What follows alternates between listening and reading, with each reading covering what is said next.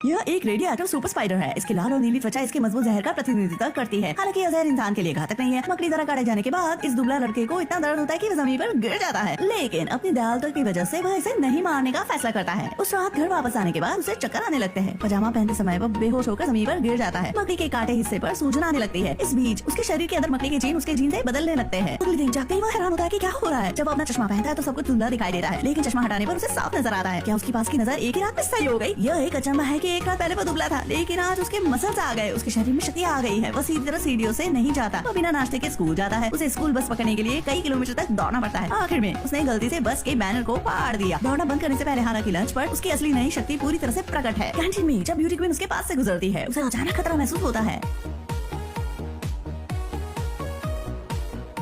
अरे वाह, आपकी प्रतिक्रिया अविश्वसनीय रूप से तीव्र है। वो उसके जाने का इंतजार कर रहा है। एक कांटा उसके हाथों से चिपक जाता है। मकड़ी के जाले उस कांटे को कसकर जकड़ लेते हैं। वह अचानक खाने की ट्रे में मकड़ी की जाली फेंकता है। अपनी बाहों को तेजी से वापस लेने की हड़बड़ी में उनके पीछे की ओर जा गिरती है। नहीं भागो। हालांकि क्योंकि ट्रे अभी भी उसके हाथ से चिपकी है, तो सभी जानते हैं कि उसकी शरारत है। ढलान की तरफ जाते उसे लगता है कि वह सुरक्षित है। बिना जाने की बड़ी मुसीबत उसका पीछा कर रही है। एकदम अभी उसकी मकड़ी की छठी इंद्रिय सक्रिय हो जाती है। उसकी त्वचा के सारे बार आसपास हो रही हरकत का पता लगा सकते हैं। एक कागज का विमान, एक छोटी सी मक्खी, लाल से जर्की, एक छोटी सी पेपर बॉल और एक शक्तिशाली पॉट के आकार का पंच।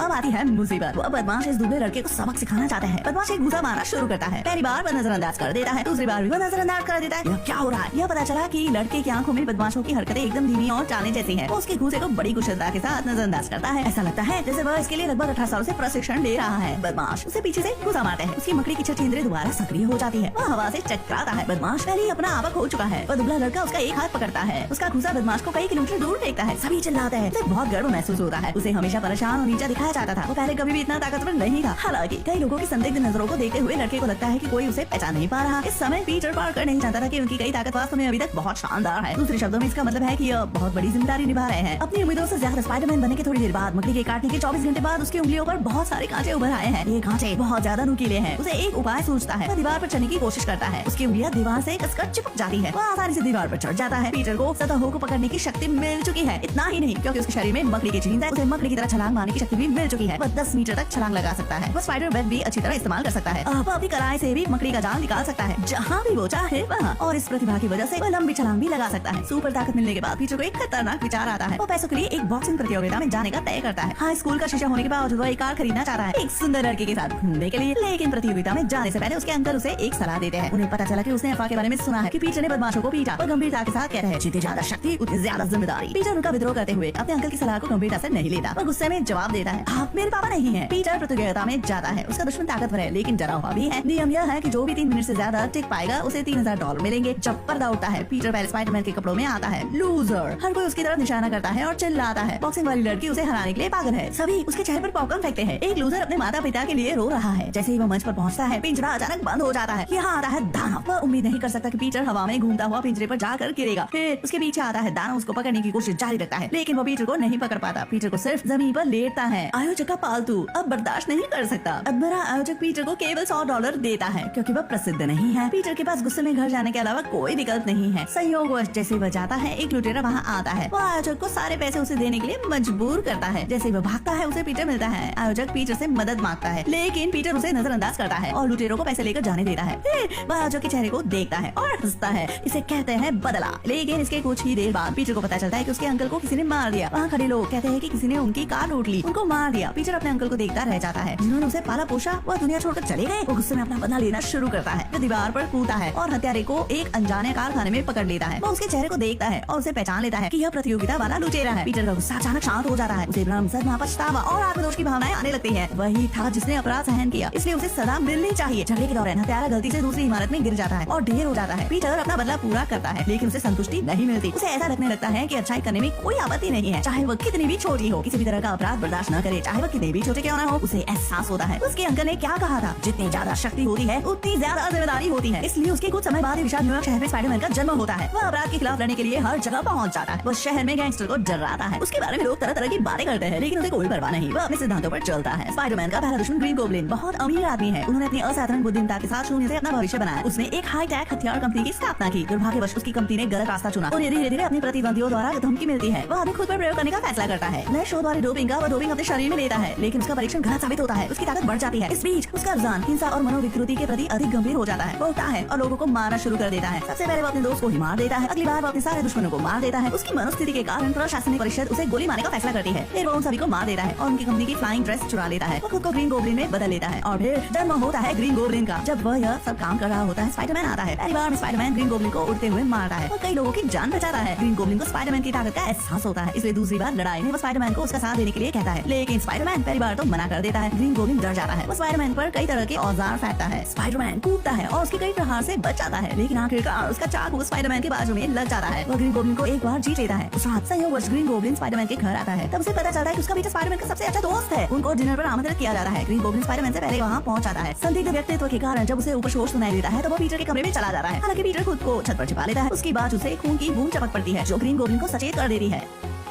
पीटर कैजुअल कपड़े पहनकर घर वापस आता है। जब अपना कोट उतारता है, हर किसी को पता चलता है कि उसकी बाजू से खून निकल रहा है। अब ग्रीन गोब्लिन सब कुछ देख चुका होता है। पीटर ही स्पाइडरमैन है। वह वहाँ से जल्दी जाने का बहाना मारता है और स्पाइडरमैन के परिवार से बदला लेता है। उसी रात वो पीटर के घर पर विस्फोट करता है। पीटर के आंटी को मरने से डर लगता है। अगले कुछ दिनों में वो पीटर की दोस्त मैरी जेन का अपहरण कर लेता है। जब वो सो रही होती है, वो उसको एक पुल के ऊपर ले जाता है। वो बच्चों से भरी एक केबल कार का भी अपहरण कर लेता है। जब स्पाइडरमैन वहाँ पहुँचता है, उसे दो विकल्प देता है, या तो वो अपने दोस्त को बचा ले या बच्चों को। तभी वो सभी को एक साथ छोड़ देता है। स्पाइडरमैन जल्दी से उनकी तरफ भागता है। पहले वो अपने दोस्त को लपकता है, उसके बाद उस केबल कार को। केबल कार लपकने के बाद वो अपना मकड़ी का जाल फेंकता है। कुछ वक्त के लिए वो सभी को बचा लेता है, लेकिन वह हिल नहीं पा रहा। ग्रीन गोब्लिन उस पर प्रहार करता है। स्पाइडरमैन को लगातार हवा में झूलना पड़ता है। वह पलटवार नहीं कर सकता, लेकिन केबल को कसकर पकड़ता है। वह अब इससे ज्यादा बर्दाश्त नहीं कर सकता। जैसे ही ग्रीन गोब्लिन फेटल ब्लो छोड़ने वाला होता है, वो एक उसके ऊपर कोई चीज फेंकता है। ब्रिज पर कई लोग ग्रीन गोब्लिन को बददुआएं दे रहे हैं और स्पाइडरमैन की वाह कर रहे हैं। वो उसे न्याय की रक्षा करने में मदद करना चाहते हैं। सभी के साथ की वजह से स्पाइडरमैन नीचे एक गुजरती हुई लाइफ बोर्ड पर केबल कार को ला पाता है। अचानक ग्रीन गोब्लिन उसे खींच कर ले जाता है और उसे एक अनजान कारखाने में फेंक देता है। जैसे ही वह खड़ा होता है तो उसके पास एक बम आकर गिरता है।